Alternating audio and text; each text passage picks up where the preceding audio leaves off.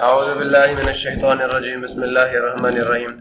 अरे बच्चों, अस्सलामु अलैकुम वरहमतुल्लाहि वबरकातुहू।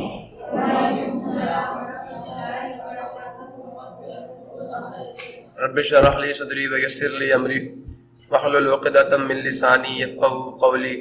Rabbi ज़िदनी इल्मा rabbi ज़िदनी इल्मा rabbi ज़िदनी इल्मा। अल्लाहुम्मा इन्नी अस्अलुका इल्मन नाफ़िअ व रिज़्क़न तय्यबा व अमलन मुतक़ब्बला। अल्लाहुम्मा अल्लिमनी अल-किताब वल हिसाब। अल्लाहुम्मा ज़क्किरनी मिन्हु मा नसीतु व अल्लिमनी मिन्हु मा जहिलतु। अल्लाहुम्मा खुज़ बियदिक। प्यारे बच्चों, आज हम लोग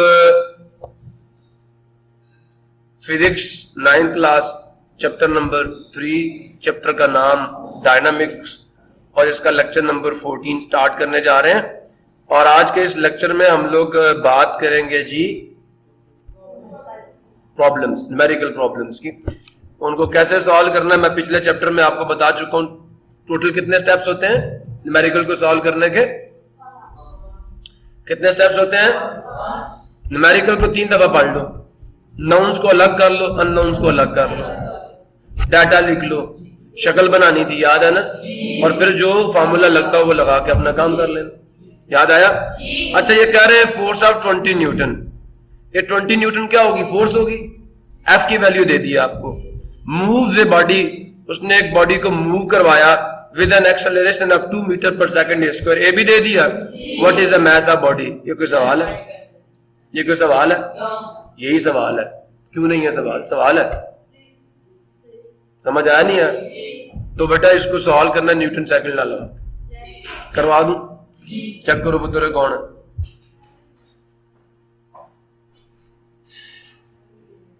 कोई नहीं है? चलो आ जाओ भी।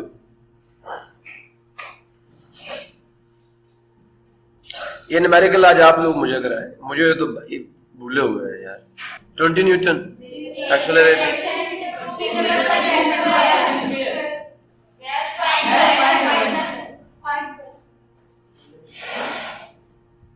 सो बेटा विकास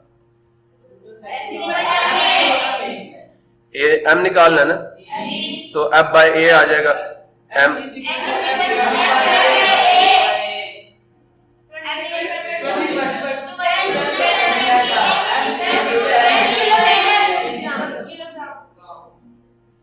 दूसरा सवाल, द वेट। वेट कहते हैं किसको?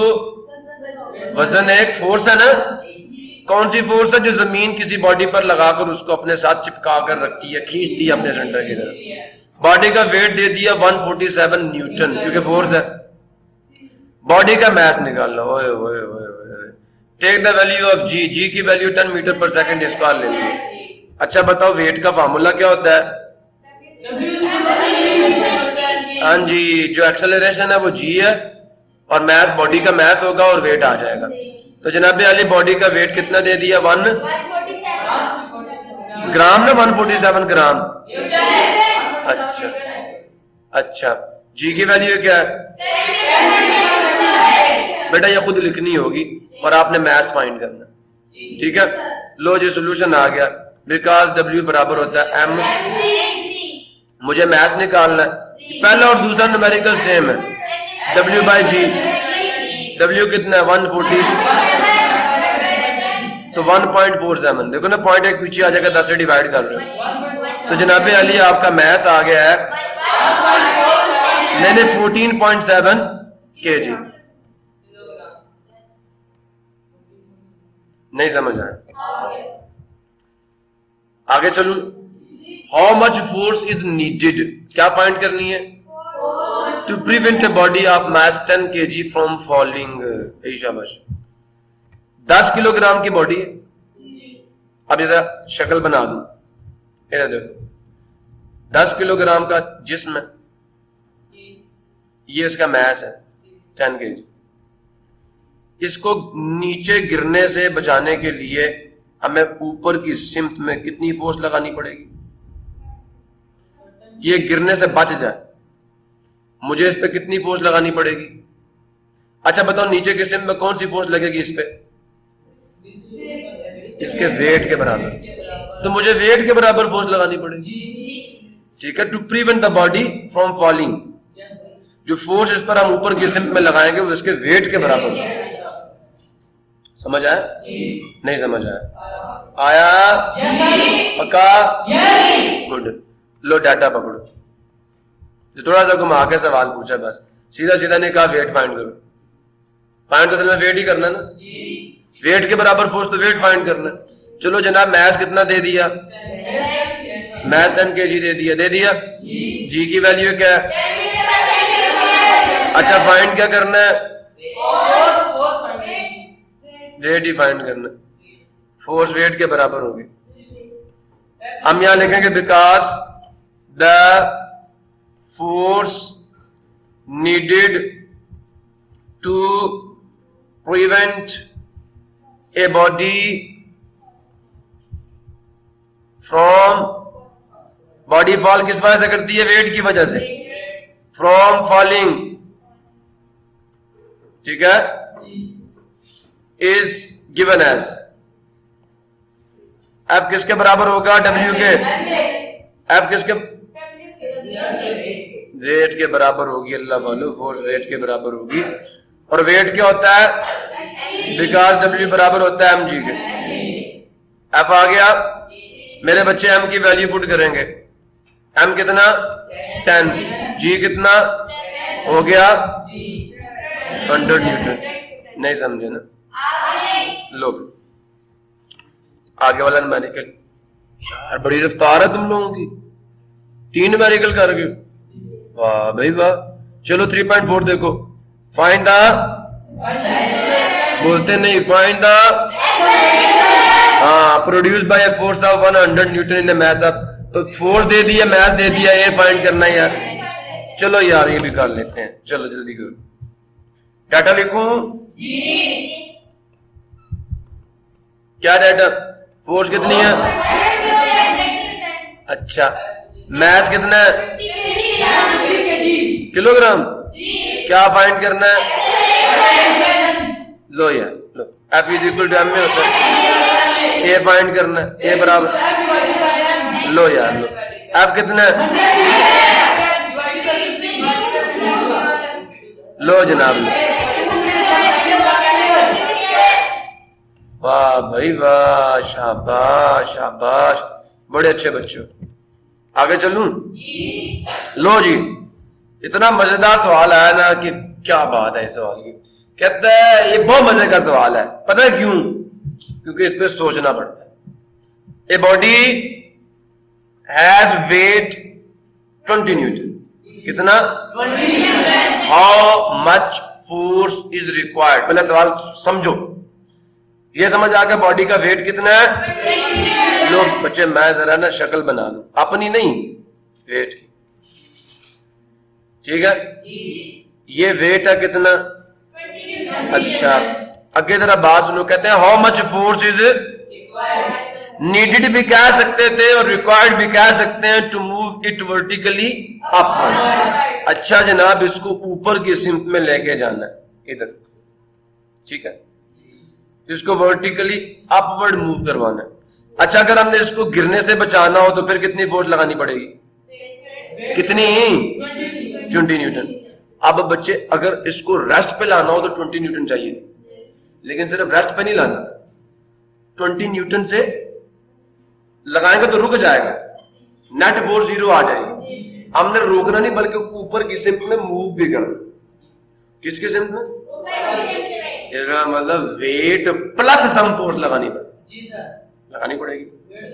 नहीं समझ आया? नहीं समझ आया?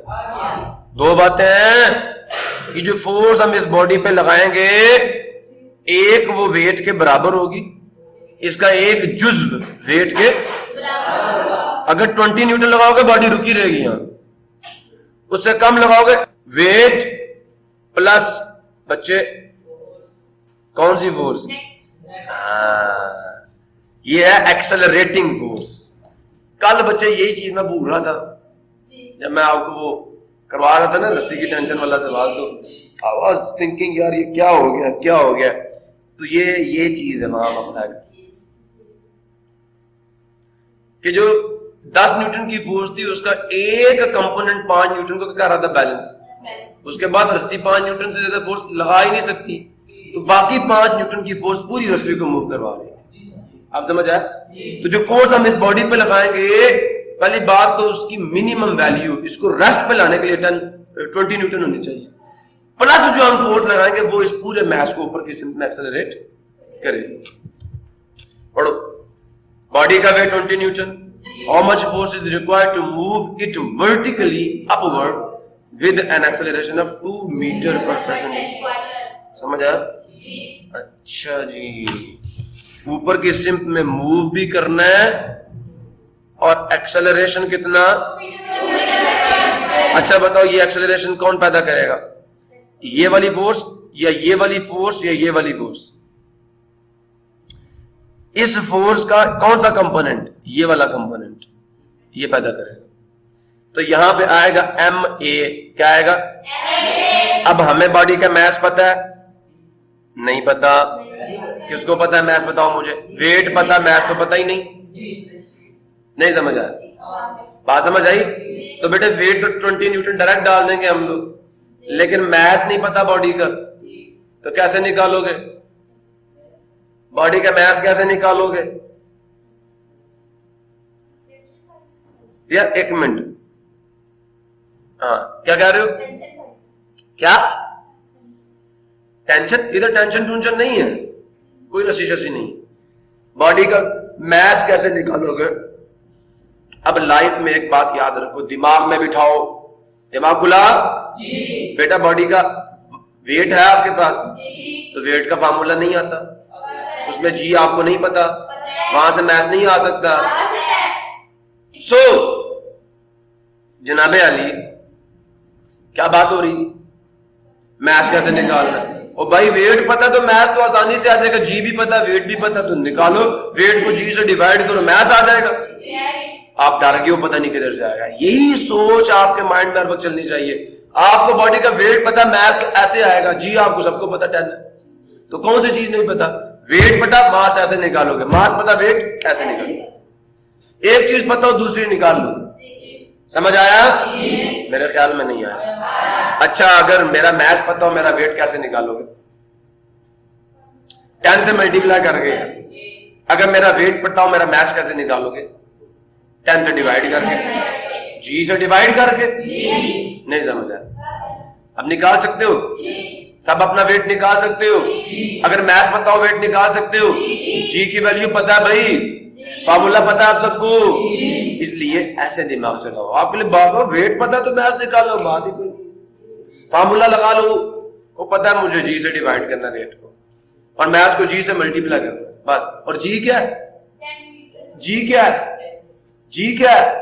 वैल्यू नहीं पूछ रहा है, क्या? क्या?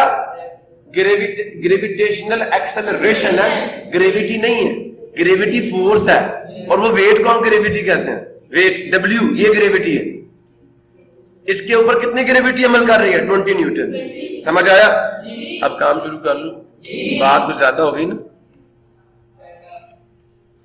वेट पक्का? अच्छा बताओ, मैथ्स क्या होगा? W बाय जी। W क्या है? G क्या है? कितना आ गया? आगे चल। अच्छा बेटा, बात समझ आ गई है? अच्छा, वेट आ गया, मैथ आ गया, आगे चलूं? एक्सेलरेशन कितना था? पक्का? अच्छा, जी भी बताते चलो, स्क्वायर में ही आएगा। अच्छा, क्या फाइंड करना है? टोटल फोर्स जो लगानी पड़ेगी, ये नेट होगी, ये नेट हो, F minus W net force जिसके ऊपर मूव करवाएगी। सुन रहे हो? आगे चलूं? पक्का?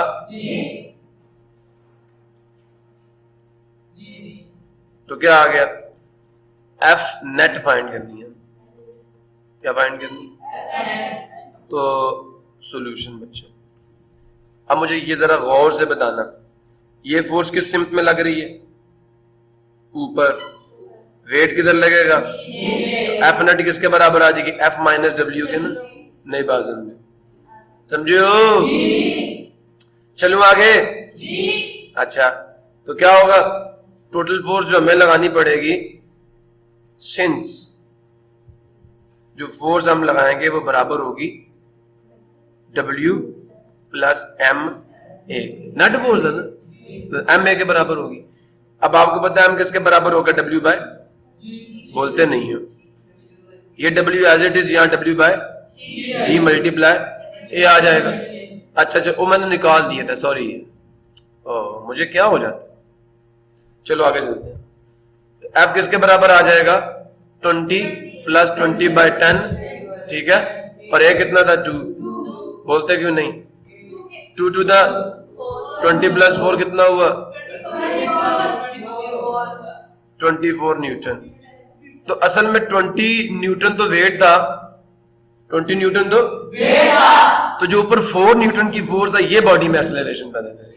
20 न्यूटन तो वेट के बराबर लग के वेट को बैलेंस करेगी।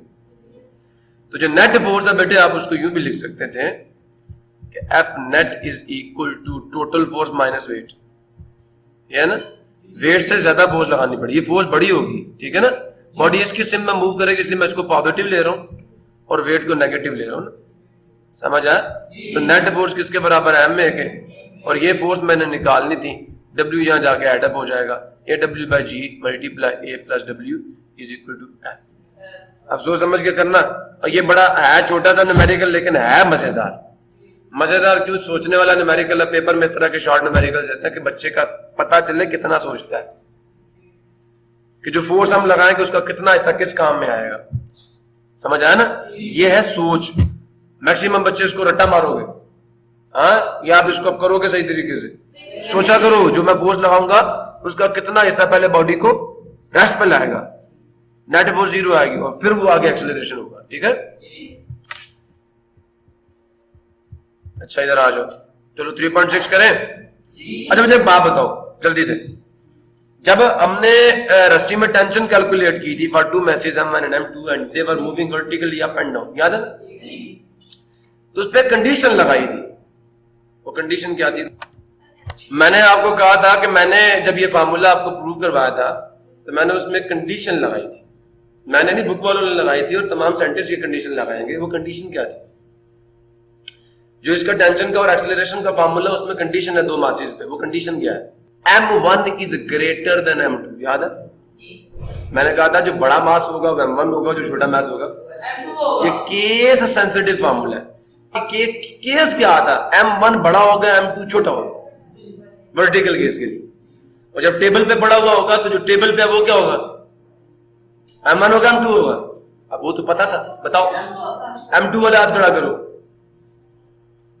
M1 वाले जो टेबल पे पड़ा उसका M1 कौन कहेगा, टेबल वाले का M1 कौन कहेगा, चलो ठीक है बच गए। लेकिन वर्टिकल कहना, इन वर्टिकल केस, कौन सा केस में, in the vertical case of tension M1 is greater than M2। ये 2 masses 52 kg एंड 48 kg, ठीक है जी, are attached to the ends of a string that passes over a pulley, ठीक है, frictionless pulley. Find the tension in the string, रस्सी में tension मालूम कीजिए, एंड एक्सेलरेशन और एक्सेलरेशन मालूम कीजिए इन द बॉडी। दोनों चीजें फाइंड करनी है, T और A, and the both masses are moving vertically। vertically का मतलब एक ऊपर एक नीचे, ओके जी। ये वाला केस है, ये वाला केस, ये M2, ये M1, अब याद आया। तो कौन सा M1 है, 52 या 48? देखना कहीं साथ ग्राम ना लिखा हुआ हो, उसको केजी में चेंज करना, ठीक है। सो डाटा, बड़ा मास क्या 52, M1 इज kg और M2 इज, फार्मूले में G भी आता है 10 मीटर पर सेकंड, और क्या आता है, A फाइंड करना, टेंशन फाइंड करना। निकालू सॉल्यूशन, चलो याद करवा देता हूं। टेंशन का फार्मूला 2 टाइम्स M1, G ऊपर आएगा, G नीचे नहीं आता था,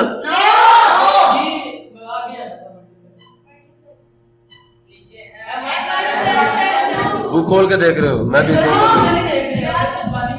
पता नहीं आता या नहीं आता, मुझे नहीं पता बस।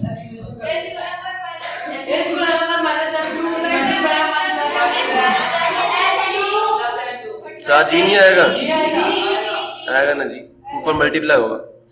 चलो जी सॉल्यूशन कर दूं अब सॉल्व, पहले एक्सेलरेशन निकालेंगे because for this case m1 minus,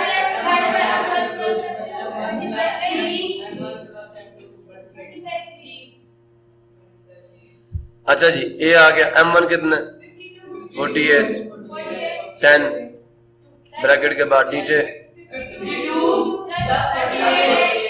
ऊपर कितना होगा 52 माइनस 48 कितना होगा 4 मल्टीप्लाई 10, नीचे आ गया 100, बोलते नहीं हो, एक जीरो से एक जीरो काटेंगे, आंसर का 0.4 मीटर पर सेकंड स्क्वायर। क्लियर हो गया? अच्छा tension,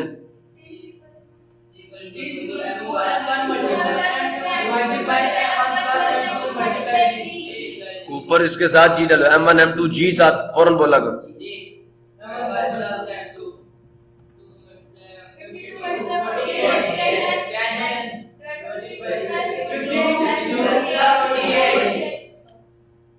two times 52 multiply 48 multiply 10 divided by, एक जीरो से एक जीरो कट गया, पक्का? अच्छा और बोलो, 2 कटेगा, अब इसको मल्टीप्लाई करके निकाल लेना, आंसर न्यूटन में आएगा। 2 कटेगा, चलो 2 1 2 2 5 10, अब 5 पे कुछ आ रहा है इनमें से, पॉइंट में आंसर आएगा। चलो 52 को 48 से मल्टीप्लाई, 8 2 16, 8 5 40 41, ऐसे ही है 16 5, क्लियर हो गया? 4 2 8 4 5 26 9 4 2, समझ आया नहीं आया? 2 4 9 6, अब इसको 5 पे डिवाइड करोगे तो कैसे करेंगे? तो 5 पे डिवाइड करता हूँ, 5 4 20 49, 4 9 45 46, 499.2। क्या टेंशन किस में होती है? केजी में ना, क्यों? क्योंकि ये एक फोर्स, नेचर का पता होना चाहिए हर चीज, समझ आया? Two masses 26 kg and 24 kg are attached to the ends of a string which passes over a frictionless pulley. 20 kg, एक मिनट बेटा, 26 ठीक, हाँ जी,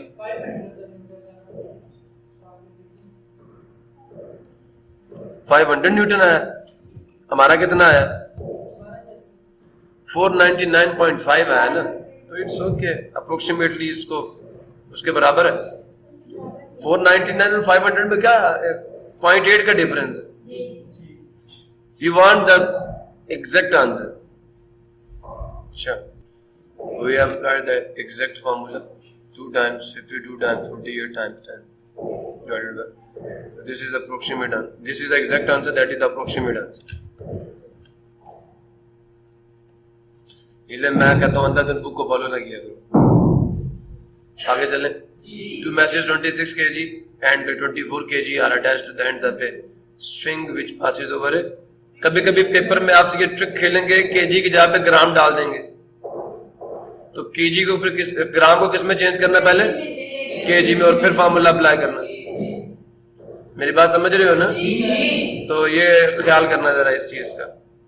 Two masses of 26 kg and 24 kg are attached to the ends of a string which passes over a frictionless pulley. 26 kg is lying on over the smooth horizontal table. तो ये जो table पे पड़ा ये क्या होगा? M1 M2। अब देखो वही गलती की ना, थोड़ी देर पहले पूछा सारे, एक ने M2 कहा था, सारे उसके पीछे M2 लगे हुए थे। अब देखो M1 कहा या नहीं कहा आप लोगों ने? यही तो आप लोगों की गलती है कि सोचे बगैर बोलते हो, बस अपनी अकल ना यूज करना। ये होगा M2, ये होगा M1, ये कितना दे दिया? जो पड़ा हुआ वो कितना है?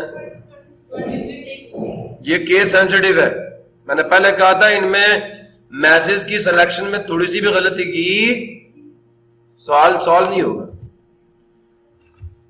जी वो पीछे M1 26 के लिए आप यहाँ 2 या 26 kg is lying on over the smooth horizontal surface of table। Table पे पड़ा हुआ ना ये, तो जो टेबल पे पड़ा होता है वो M2 होता है ना, तो वो 26 होगा ना। आपने खुद बोला। Oh my God, this is the second case. ये फर्स्ट केस में M1 ग्रेटर होगा M2 से, यहां पे कहा था, और जो टेबल पे पड़ा होगा उसको अब M2 कहना है. This is for the horizontal case. One is vertical, the other is horizontal. One is moving vertically, the other is moving horizontally. शाबाश. बताओ एक्सेलरेशन किसके बराबर था? बोलो, किसके बराबर था यहां पे? M1 G डिवाइडेड बाय, क्योंकि अब रस्सी में टेंशन सिर्फ इसकी वजह से है, वो वर्टिकली मूव नहीं कर रहा. और T किसके बराबर था?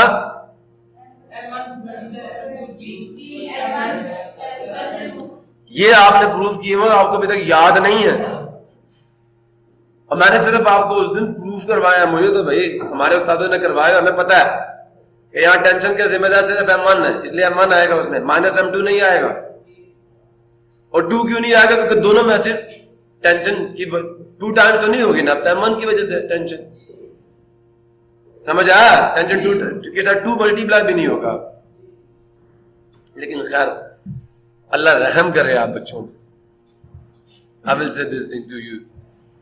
नो, चलो लिखो डाटा. क्या है M1? 24 न्यूटन है ना? 26 मीटर. जी पक्का? ये 2 की नाक लंबी हो गई है, माजरत. एक्सेलरेशन फाइंड करना है और ठीक, बिकॉज एक्सेलरेशन बराबर है M1 G. जी जनाब बताइए. 24 plus, sorry 24 multiply divided by. अच्छा बताएं ऊपर कितना आ जाएगा, नीचे कितना आएगा पहले तो ये बताओ. 50, और ऊपर कितना आ जाएगा? चलो मैं ऐसे ही लिखता हूं, सुन तो लो. 0 काट जाएगा, 5 आ गया. 5 पर इसे डिवाइड करो तो 5 4 द 20. ठीक है, पॉइंट लग गया. नीचे कितना आ जाएगा? 4.8 मीटर पर सेकंड स्क्वायर. नहीं समझे ना? यही है. अच्छा चलो टेंशन बताओ.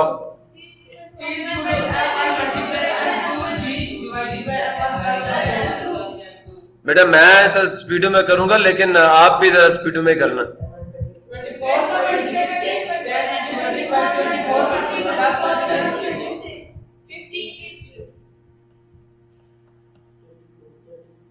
क्या क्या बोले? लो 0 कट गया. ये कितना था? 4.8. 4.8 को 26 से मल्टीप्लाई करो जी. 8 6 द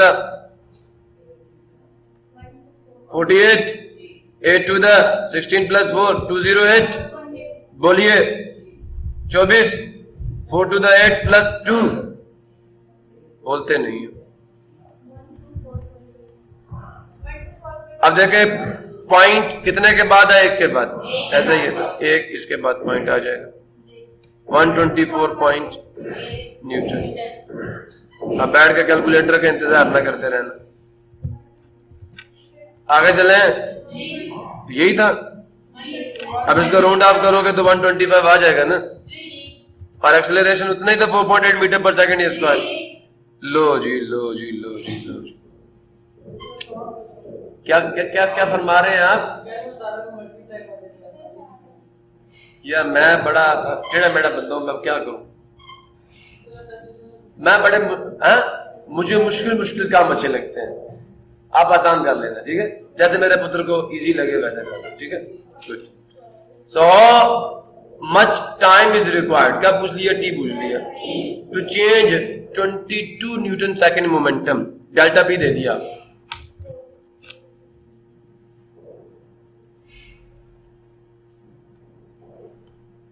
डेल्टा पी कितना दे दिया? 22 न्यूटन सेकेंड. ठीक है, बाय फोर्स ऑफ 20 न्यूटन. और फोर्स कितनी दे दी? टाइम फाइंड करना है। जिससे पूछूं वो बताएगा। जी जैन कौन सा फार्मूला लगेगा? बोलिए। ये इसके बाद मैंने प्रूव करवाया था। ये बताएगा आपको चोट ज्यादा लगेगी या कम लगेगी। अगर फोर्स बढ़ा दे तो फिर टाइम कम होगा। याद है मैंने बताया था फर्श पे गिरे तो चोट ज्यादा लगती है और रेत पे गिरे तो चोट कम लगती है। इसकी क्या वजह है? क्योंकि जब फर्श पे गिरते हैं तो बहुत कम टाइम में बहुत ज्यादा चेंज आता है मोमेंटम का।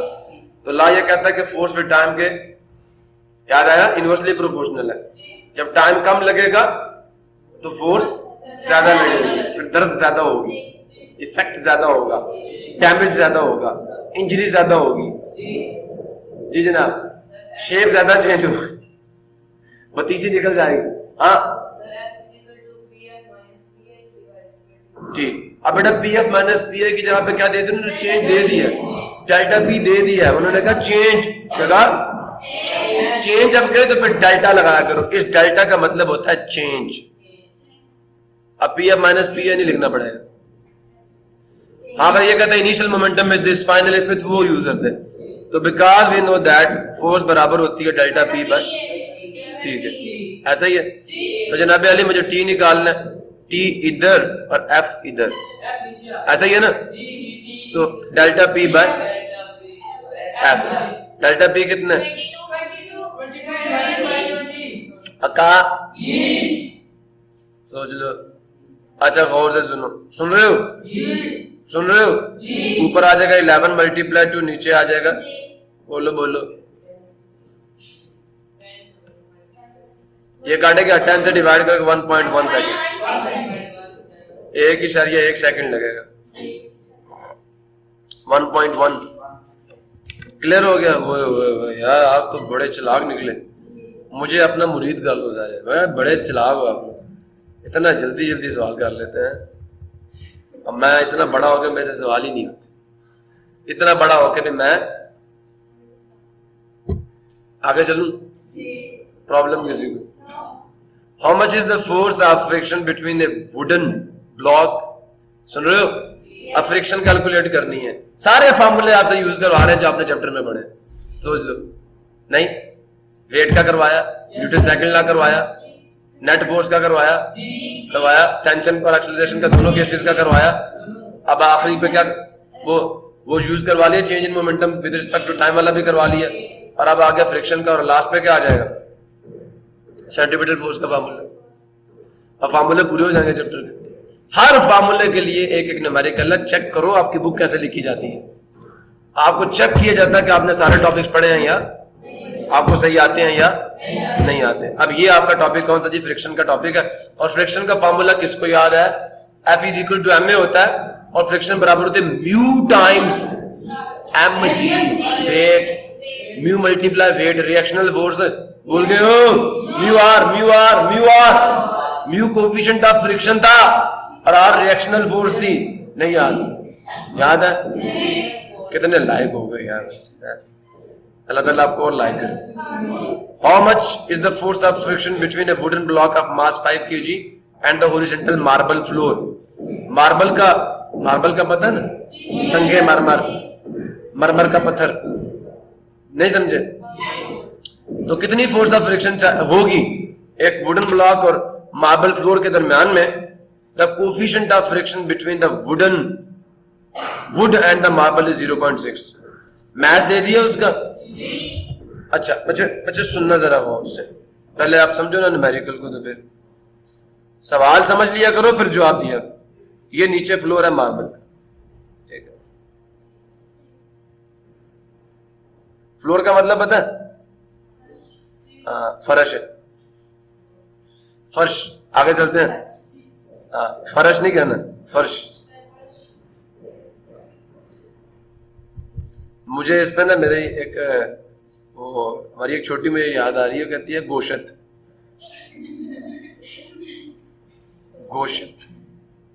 फर्श,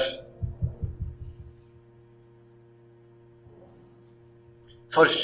अच्छा इधर देखो, इधर देखो। अब बच्चे ये मार्बल का फ्लोर है, डबल ओ आर होता है ना।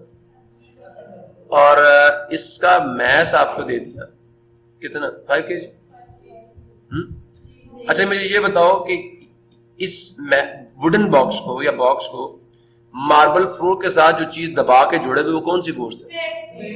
मतलब ये वेट इसको नीचे दबाएगा और रिएक्शन क्या होगा? वेट के बराबर होगा। अभी और तो कोई चीज नहीं है ना इस पे, तो इसके वेट के बराबर होगी रिएक्शन। और मैंने कहा था इन दोनों के दरमियान देखो, आप इसको आगे मूव करोगे तो फ्रिक्शन इसको किधर को धक्का देगी? इधर। ऐसा ही है। अगर आप इधर को मूव करोगे तो फ्रिक्शन इधर को धक्का देगी। ऐसा ही है ना। तो चलो हम जरा डाटा लिखते हैं जल्दी जल्दी से। जी जनाब, मैथ दे दिया 5 kg। अब आप आर लिख लोगे। चलो जी भी लिखो, फिर कितना होता है? हो गया पक्का? अच्छा म्यू भी बताओ कितना? 0. इसका यूनिट होगा? म्यू का यूनिट होगा कोई? नहीं होगा। इसका जवाब कौन देगा? क्यों नहीं होता म्यू का यूनिट? म्यू की डेफिनेशन किसको याद है? म्यू बराबर होता है frictional force divided by reactional force. अब ये भी फोर्स और ये भी फोर्स है, ऊपर भी न्यूटन नीचे भी, इस वजह से इसका यूनिट नहीं होता। ठीक है कहना, because mu is a ratio of 2 forces. ये 2 फोर्सेस की रेशियो है, सोचिए, और इसका कोई यूनिट नहीं होता। अब मैं जब भी पूछूंगा मुझे पता, मुझे जवाब 9 म्यू। अभी पूछूंगा समझ आ गई? यस सर समझ आ गई, समझ की ऐसी की तैसी समझ आ गई। और जब पूछूंगा कैसी बातें करते हैं आप, ऐसी बातें क्या किया करें हमारे साथ, आपको सूट नहीं करती। समझ आया? 0.6 आगे चले। So we have to calculate the friction solution। जी भाई फार्मूला बता दें जल्दी से। Fs friction mu multiply R, because R is mg, so mu times mg Fs आ गया। so बच्चों जल्दी से वैल्यूज पुट करो। mu है 0.6, m है 5, g है 10। मल्टीप्लाई करोगे, सुन तो लो, 10 को मल्टीप्लाई करोगे 6 आएगा, 6 times 5 is 13। और मुक गया या है कुछ और? रहता है भी एक रहता है, मतलब चैप्टर की आखिरी सांसें चल रही हैं अभी।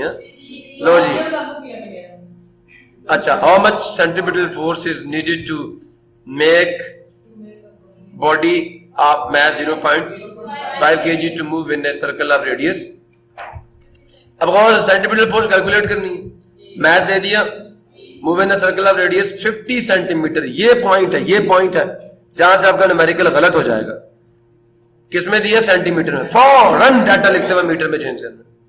स्पीड दे दिया मीटर पर सेकंड में। बच्चे यूनिट्स का ख्याल किया करो हमेशा, आपका दिमाग फौरन क्लिक करे, ये पॉइंट है। जब भी डाटा लिखो यूनिट लाजमी स्टैंडर्ड होने चाहिए। जी जनाब, डाटा मैस क्या बॉडी का? 0.5 kg। सर्कल का रेडियस क्या है? 50 सेंटीमीटर है ना। ये प्रॉब्लमेटिक है, इसको चेंज करना फौरन। 50 multiply 10 raised to -2 metre. Clear हो गया? इस सेंटी की वैल्यू पुट करनी ना। प्रीफिक्सेस में सेंटी की वैल्यू कितनी होती है? -2 डाल दिया, बस मीटर में चेंज हो गया। और वेलोसिटी कितनी दे दी? इसकी स्पीड कितनी है इसकी? स्क्वायर वाला कौन है? कश्मीर से स्क्वायर आ रहा है, सर्दी लगी बेचारे को। आगे चले। सो जनाब गौर से देखें जी। First thing is the mass of body is 0.5 kg। फार्मूले में ये ना mv²/r, सेंट्रीपिटल फोर्स का फार्मूला mv²/r। तो मास भी दे दिया, वेलोसिटी भी दे दी, r भी दे दिया, तो फोर्स फाइंड कर सकते हो। Know the velocity of the body at the speed of the body is 3 metre पर second and the radius of circle is 50 centimetre. अब मैं 50 को मल्टीप्लाई करूंगा 10⁻⁻² मीटर से, and I will mention that c is 10⁻⁻²। इस symbol की value ये है। and now we will calculate the centripetal force, now the solution, because we know that fc is mv²/r, mass is 0.5, velocity is 3 square आ गया, फिर square बोला, whole square 3 का square आ गया, 3 metre पर सेकंड स्क्वायर बोला आपने। और आर क्या है? Multiply 10 raise to power -2। So प्यारे बच्चों अभी गौर से देखिएगा क्या होने वाला है। ऊपर कहते चल मैं यहाँ 0.5 टाइम्स 9 आ जाएगा ना, और नीचे क्या है 50 मल्टीप्लाई 10 की पावर। अच्छा ऊपर जाके +2 हो जाएगा ना, नीचे 0.5 ऊपर जाएगा 0.5 नहीं है भाई 50 है, 50 सेंटीमीटर था ना, तो 50 time 10 raise to the power -2 आएगा, ऊपर जाके +2 हो जाएगा। मेरी भी सुन लो ना, 50 आ गया, ये 100 है ऊपर, 0.5 टाइम्स 9 टाइम 100, नीचे 50, 0 से 0 कटा, 5 1 द 5, 5 2 द 10, समझ आया। 0.5 को 2 से मल्टीप्लाई करोगे आंसर 1 आ जाएगा, आंसर आ जाएगा 9 न्यूटन।